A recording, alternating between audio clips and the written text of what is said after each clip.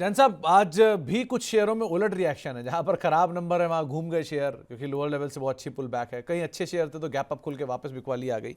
कुछ नामों में एक पहला नाम है साइन डीएलएम का, जहां पर बोइंग ग्लोबल सर्विसेज के साथ उन्होंने करार किया है प्रिसीजन मशीन पार्ट और असेंबलीज बनाने के लिए, और स्टॉक में रिएक्शन भी है, 3-4% के आसपास की तेजी है। साइन डीएलएम की मैं बात कर रहा हूँ, क्या करना चाहिए उसमें? और सर साइन डीएलएम में इसलिए मोमेंटम आपको मिला है कि 50 दिन में ऑलरेडी ये स्टॉक 45% करेक्ट हो चुका था। तो खराब न्यूज अब पॉजिटिव हो गई स्टॉक के लिए, क्योंकि पहले ही 45% पिटा हुआ था।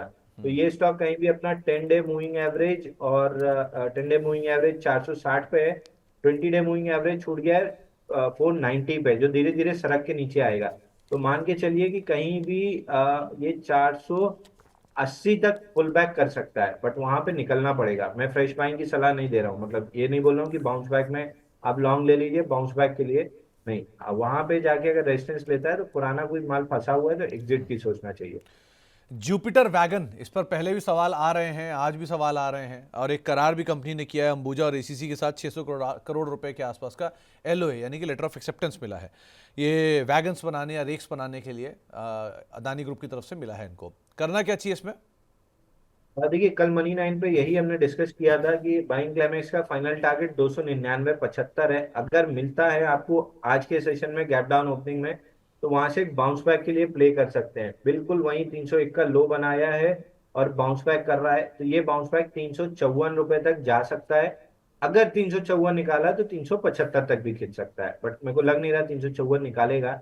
तो 354 तक बाउंस बैक करेगा, उसके बाद फिर नीचे आ जाएगा।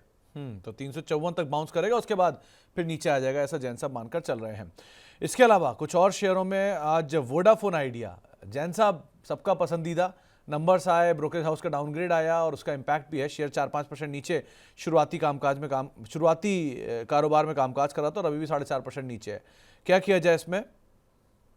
Sir finally 50 day moving average तोड़ के नीचे आया है, तो एक स्विंग लो का सपोर्ट 733 पे है। बट ओवरऑल ये काउंटर 5 रुपए 70 पैसे आते हुए दिख रहा है। मैं पुल बैक में भी इंटरेस्टेड नहीं था। अब यहाँ से गिरावट आ रही है 570 तक, तब भी मैं इंटरेस्टेड नहीं हूँ स्टॉक को। मेरे लिए अवॉइड लिस्ट में ज्यादा होता है, क्योंकि एक अच्छी खबर एकदम से शॉर्ट कवरिंग ट्रिगर करता है और एक खराब खबर एकदम से लॉन्ग लिक्विडेशन ले आता है। तो स्टॉक को ट्रेड करना बहुत मुश्किल है। तो मैं अवॉइड की लिस्ट में डालता हूँ, बट 5 रुपए 70 पैसे का टारगेट दिख रहा है।